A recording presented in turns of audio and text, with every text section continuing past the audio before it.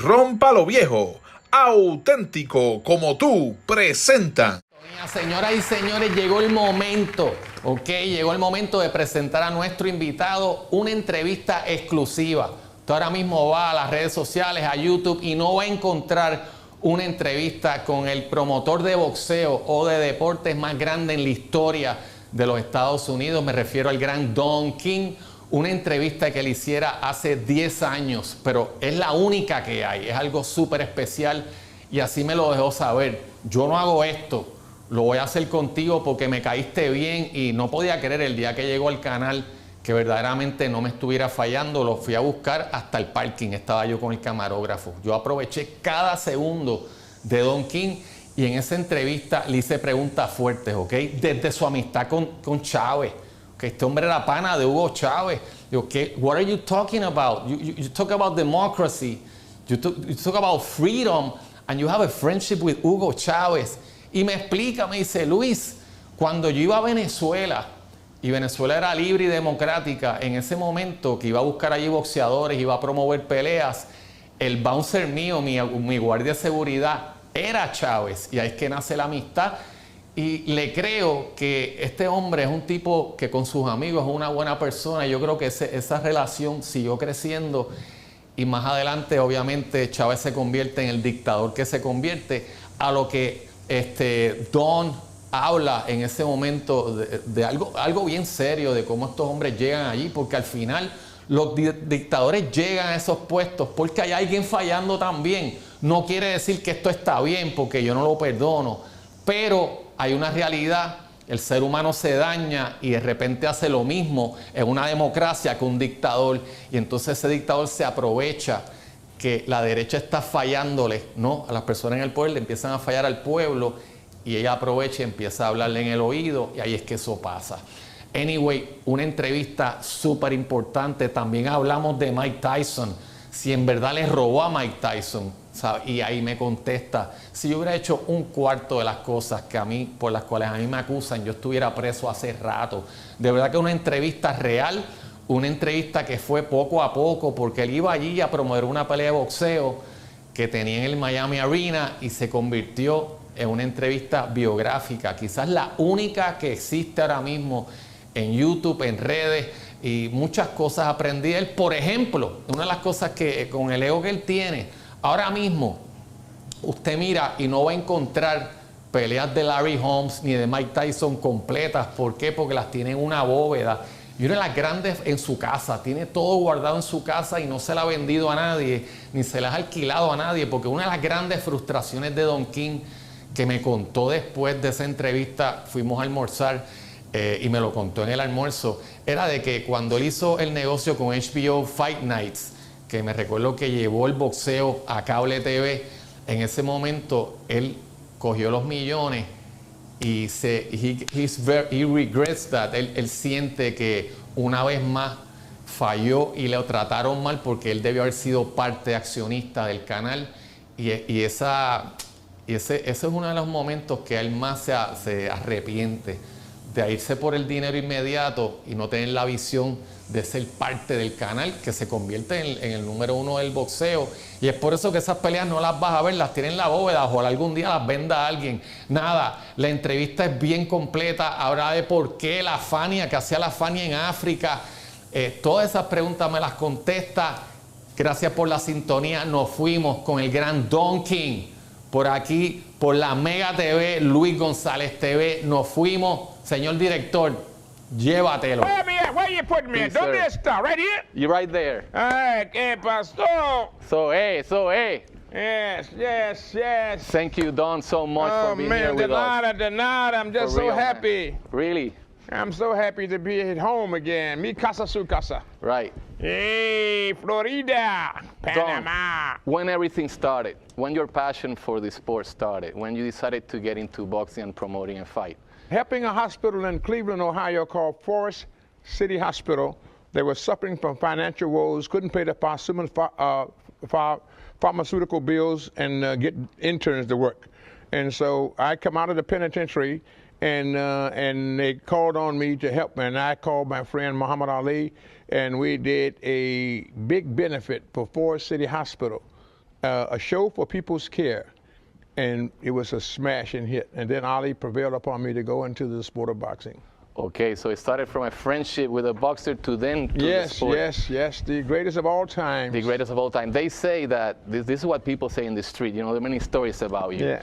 They say that when you got out of jail, right there, you only had $100, you bought a tuxedo, you rented a limo, you turned the corner, and you signed Ali. Is that true, or is that people just lying? Well, no, they're not lying. They're just, you know, it becomes folklore. Viva Right. Puerto Rico, Tito, Okay.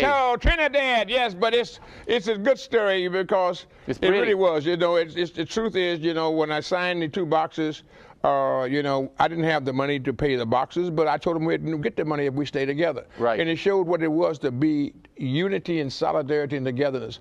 And Right. this is what Muhammad Ali did, stuck with me. And irrespective to anyone's offer, and George Foreman likewise. And so we made history together because Right. we stay together. So that's a message to our children, you know, stay together, you know what I mean? Be unified, you know, in purpose. You know, if you don't stand for something, you don't live for nothing. Right. No, that is great. Yeah, I mean- Don, Africa, that's very important in your life, Zaire. That fight, you know, how you convinced that president to give the money for this fight? You paid $5 million each boxer. Is that true? That is correct. That's incredible. That That amount is of money in 1974. Yes, that is correct. What happened is I couldn't get any support from here at home in America because a black guy signing up 2 athletes, the most prestigious athletes at that particular time in the world. Yet I could not get the backing because of the different racism policy, and that's why I want to always be a fighter of racism and prejudice, because it's something we must eradicate. Right. And so, but traveling around and not knowing where to go, God comes into the plan. And God helped and directed us into Africa to Mobutu Sese Seko, and we told him the plight and that we had these great athletes, and so we came up with the theme from the slave ship to the championship. And Mobutu came in and supported us, and the rest is history, the rumble in the jungle. What about the night of the concert? Why you had to do that show? Because the Funny All-Star, you brought down everybody, Roberto Roena, all these great Latin Puerto Rican performers. You know, that helped a lot to make history. Oh, there. that made, listen, you know, Michael Jackson James told Brown, me- everybody was there. Yeah, they were. He said music is the ribbon that ties humanity together. Right. And so what we did was we had all of the guys, B.B. King and Sister Sledge, the Philadelphia International Sound, and all the Latin stars and things. And it was a marriage den of sports and entertainment, working with the people, you know what I mean? And working in a manner in which it would be upward mobility and elevation, unity and solidarity. And it was about freedom. We was all fighting and struggling to get freedom, justice, and equality. And so they all pitched in and all became a part of history. And we was all down there for the big concert in Africa. Now I understand. So really you used this sport for another purpose. At that moment, it wasn't about this sport then. It was about black, proud, and being together and just being free in the United States. You know? Absolutely. That's what it was about, people of all races, hues, and colors, every religion, all coming together for one reason, freedom. And so that's why I'm doing this show here in Miami. It's a tribute to freedom. It's bringing back the glory of yesteryear and understanding what we have to come in and keep the struggle going so that we can continue to work for a better America, a better country, and a better world. I like because that. I'm a promoter of the people, for the people, and by the people, and my magic lies and my people ties. And people love you because of that. They can feel Oh, it, man. no. A lot of people talk bad things, but you know what? When you hear this story, I'm seeing the other side of it, and I believe you. Well, I thank really you. do, man. Well, you know, you got to look at it. Anything, let them to be objective. If I was doing half the negative things that they said I was doing, then it would be like an insult or slap in the face to say that the IRS, the CIA, Exactly. the FBI, I Googled you last night. Interpol, I read you know, everything. everybody would. If what are they're gonna lay down and ain't gonna do their job? It's true. You know what I mean? But It's you true. know, it's a thing here. I don't believe in defending and proving. I believe in creating and initiating for Yeah. a better world. You know, coming together, mi hermanos, Right. bringing all of these people together and work. And that's why I'm here with you. Hey, Thank you, viva Don. Puerto Rico! Okay, question, important. You know, after that moment in Africa, it's very easy for a human being to get a big head, you know, to think that you can do big stuff. How that triumph influenced your ego or the rest of the way for Don King, because you are larger than life, you know, and how much that moment was part of your life for then on, because you're 44 at that moment. The moment, right? You're yes. 44 years old. You're not a kid when you make Africide happen, you know, and that I learned yesterday reading about you. So, you know, what happened there is God's in the plan. You can't do anything without God. So when they say vio con Dios, you know what I mean? You got to be able to go with God. You got to have God in your heart and have faith. Because I was invisible until 1974, 73. I went to Africa. Right. And then when all of these stars coming in there, visibility was attained, and then you had to fight for the people, because he gave you the blessing. You got to share the blessing with others. And so therefore, in working with him, and he working with me, we began to change the world in a manner in which we could get people to come collectively together. Look at all those stars. None of them got paid. They all came down to do like a freedom concert, a liberation situation. You know what I mean? And so it was so great. Jim Brown, great football player, he was there. You know, David Frost from the UK and England, he was there on the microphone. All of these people were being a part and parcel of what we have today with the changes that have coming in. And in Espanol, cambio, change is in the air. You know what I mean? And so we're going to work toward a better America, and we're going to do it for South Florida, where they got South Florida and in Las Vegas, they're interchangeably the highest unemployment in the nation, the highest foreclosure rate in the nation. And so what we want to do is just stop putting out the doom and the gloom. Let's put out something with hope and faith, and so we can bring tourism back to South Florida, the oasis of paradise. You know, bring in our mayor. We got a great mayor in Regalado. You know, Thomas Regalado was a news courier. He carried on many presidents that I met him with, all of the presidents from Reagan and Carter, you know what I mean, and Bush, all of them coming down the line, and he was there. Now he's the head, he's the mayor of the city, and he's a great representative of the people of Miami. So I want to make certain that he can fulfill his aspirations and dreams in helping others. He cares about the people that he represents. And so we're going to be able to demonstrate that South Florida, again, is restored back to that, and we're going to bring people in and money in and tourism in again, that we can make the excitement of the music, the salsa, the hip-hop, everybody playing a part in South Florida's revitalization. That's good. Yes, I like that. I'm happy.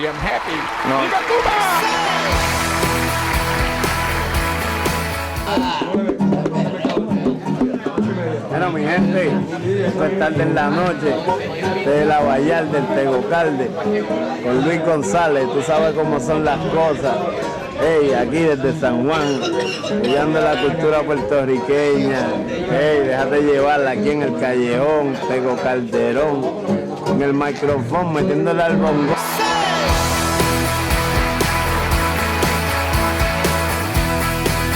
Yes, oh man, mucho gracias por su apoyo. Te quiero mucho el pueblo. ¡Viva, viva, viva el pueblo! Panama, Nicaragua, Puerto Rico, Mexico, Argentina. Oh, yes.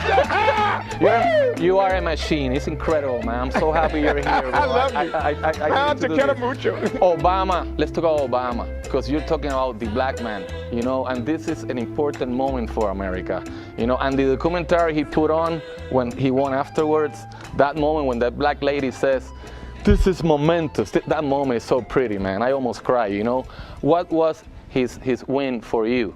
His win for me was a win for the American people, that's who deserves the voter confidence. The American people, black and white alike, that rose to the occasion to meet the challenge against insurmountable odds and difficulties of racism, prejudice, and hypocrisy, who is the mother of all of those different type of things, the double standard, you know what I mean, the racism, the prejudice, you know what I mean, the vilification, the character assassination, hypocrisy is done. And so the people to rise up, and especially so in Iowa, where you have like 2 or 3% black. Incredible. You know what I mean? And for all those people that have been put aside differences and idiosyncrasies and color prejudice and put him in, then he had 13 straight victories. Incredible. That set the tone. Like we say, remember the Alamo for freedom? Remember Iowa. For changing America. Change is in the air. This is the thing here. This is for Espanol, cambio. Hey, change. Where's it at? This guy, that cambio. See that? That cambio for Mayor Thomas Regalado. And he got a great assistant in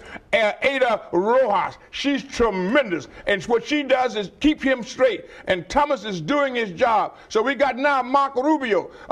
We got all of these guys that are coming in. They're coming in and they're getting an opportunity to have a voice in the Senate, a voice in the House of Representatives, a voice of the people to carry the message to friend and foe alike that we are Americans and no one can be proud, and if you cannot hear us, we'll say it a little louder. Right. And so this is what it meant to me. It was a moment that I never thought I'd see in my lifetime, but now that I bear witness to it, I say how great they are, these American people. And in your mind, it started in Zaire.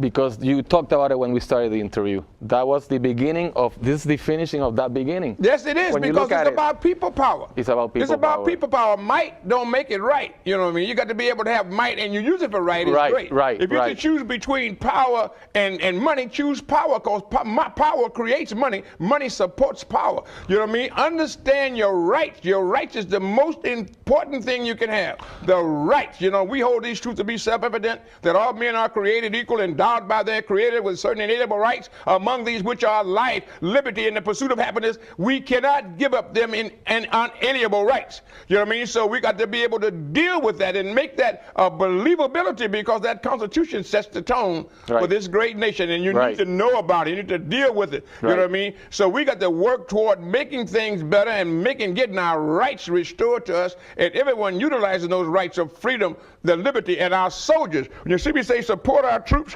troops are the most important. They put themselves in harm's way that we can enjoy safety and freedom. How can they not do a parade for them, man? Macy's have a parade. The Lakers win have a parade. They go fight 7 years and they don't receive them. It's the most ridiculous thing I've ever witnessed in my life. I've been talking about that in the show. They put themselves in harm's way to protect us, to secure our safeties and freedom, and when they come home, they're kicked to the curb. Incredible. That is it, and we got a big thing for the wounded warriors that we're going to be working with on this show. I'm bringing in every military. I'm talking to all of the officers and all the bases to bring in. Each one will bring a certain amount of troops that come in here. I want to hit the school teachers. I want to get the county sheriffs, the police, the fire department. I want to get all of them to be a part of this here, because we will give them tickets to make sure that they be there to represent our community, and community unity is what we're talking about. Don, you're I'm so excited.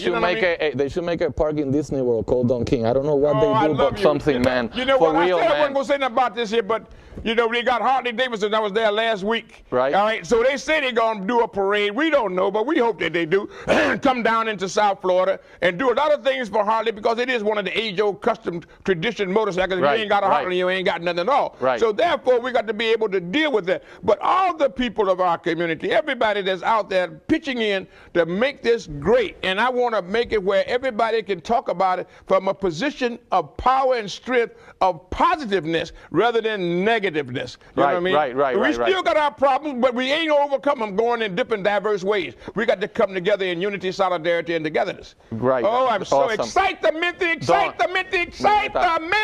I'm excited too to have you on my show. No, oh man, your show is numero uno. Don, last question. For everybody living in this country, we are very worried about the economic situation, and everybody knows you are very good at numbers. What do you think is happening with our economy? Is this going to bounce back? You know, what do you think is going to happen? Yes, it's got to bounce back. When John Paul Jones, he was one of the great guys that was in the beginning in the Navy of our country, and the British commanders yelled out to him, "Do you surrender? Do you surrender?" His ship was sinking, and he said, "I have not yet began to fight." And he commandeered the British commander's ship, and then he kept right on going. So you got to understand the economy will come back, but it'll come back better when we be able to work together. Right now, Obama is to blame for everything that ever happened. You know what I mean? That's because incredible, he came in with the change, but we got to be able to uphold the change that we brought him back and he elected him for. We can't fall prey to the same type of racist mentality and ideas of prejudice and everything is because right now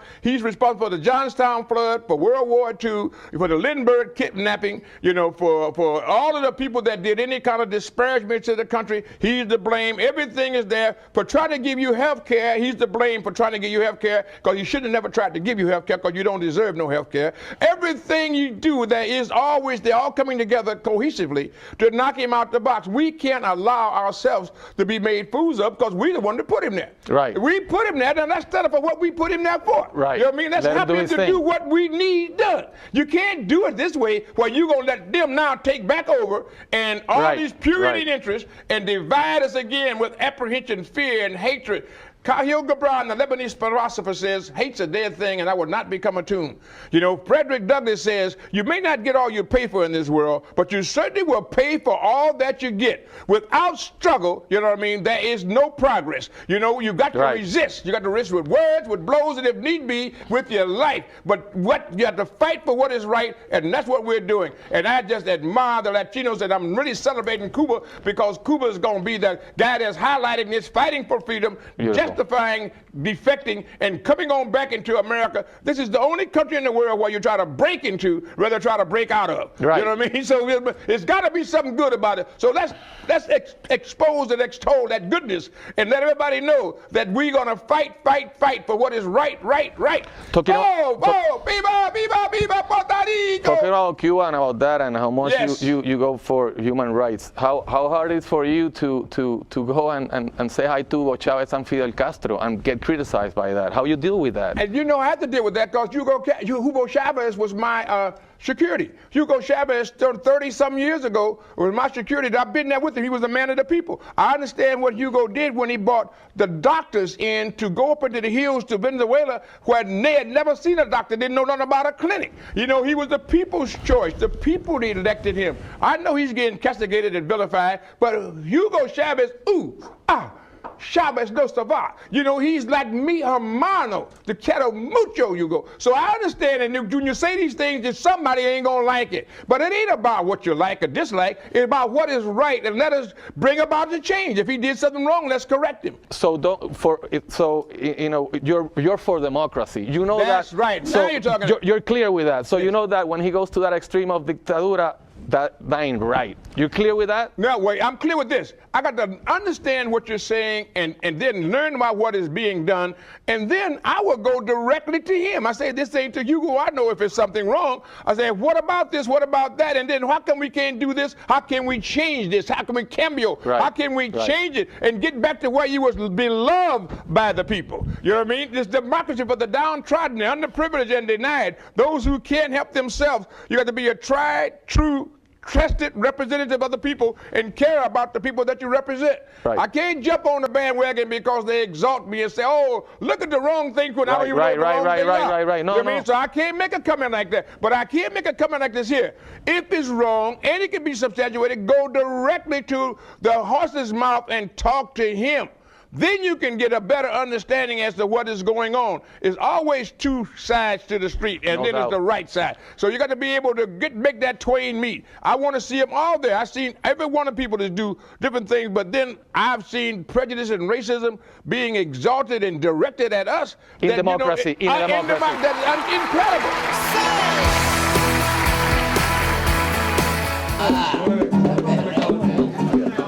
Bueno, mi gente, esto es tarde en la noche, de la Vallar del Tegocalde, con Luis González, tú sabes cómo son las cosas. Hey, aquí desde San Juan, cuidando la cultura puertorriqueña. Hey, déjate llevarla aquí en el callejón, Tego Calderón, en el micrófono, metiéndole al bongo.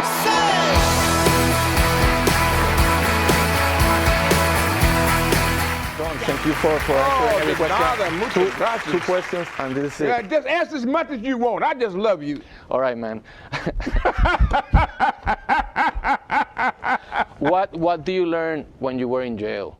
The first time you were acquitted because they saw defense is out. Second time you reduced your sentence to manslaughter. You did 3.5 years. What do you learn in there that you are putting into your life as a promoter and as a leader, because you're a leader of the black community, man, you know? Well, you know, the community. Latin community too now. Oh, yes, the people community. What it is I didn't serve time. I made the time serve me. Okay. I began to read and understand. Right. It gave me a moment of respite that I could then educate myself and to understand what life is about, that they'll take the 2x4 out of your eye before you try to take the splinter out your brother's eye. Judge not, yet you be judged.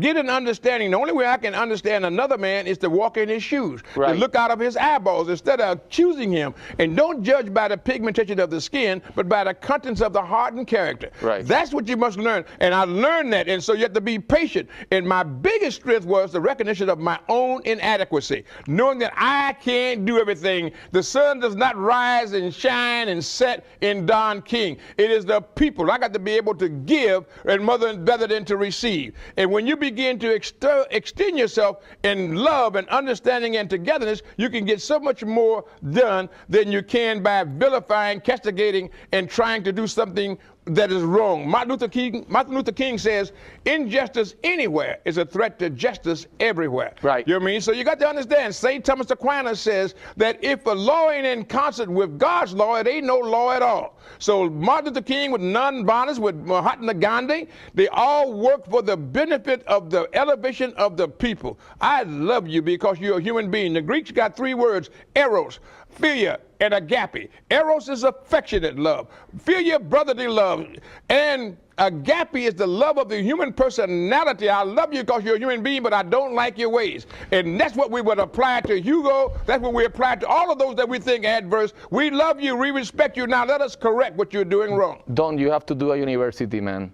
You really have to do, you have to leave a school or something of education when you go out of this life, because you are a library in your head, man. It's incredible. You are a machine, man. No bullshit, oh, bro. you're so kind to me. No. Oh, wow, hey, I just man, feel for so real, good. man. I'm just talking. Hey, I man, talk to a lot of you, people, man. You're people. fast and smart. It's at 80. Yeah, my mind is blown because they tell me I'm fast, but you are like really how you wanted to be remembered, and this is it. How you want people to remember you. I want to be. Even the ones that more criticize you. Well, even with them, I love them too. But I want to be remembered as a person who is trying to do better for his fellow human being, for somebody else, not for me. God has blessed me. You know what I mean? I have more than I could ever get, and getting to be close to 80 years old. I ain't got the big 80 yet, but I will be in a few months. But what I have is a God-given instinct and a blessing from he who sits high, looks low, and keep his eye on the sparrow. You know, I have faith. That's what Paul, as you recall in the Bible, Saul, why thou persecutest me? Saul was on the road to Damascus to persecute some more Jews.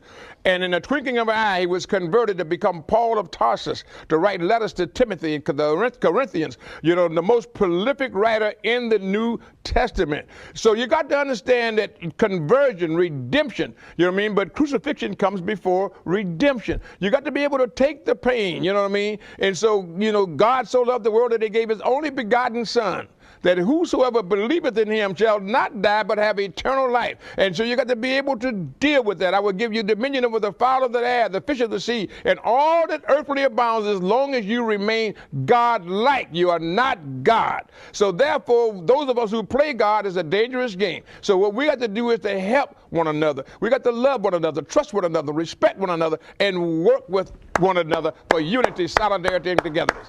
Freedom. Papi, Don King en la casa. Nos vamos a comerciales. Regresamos en breve.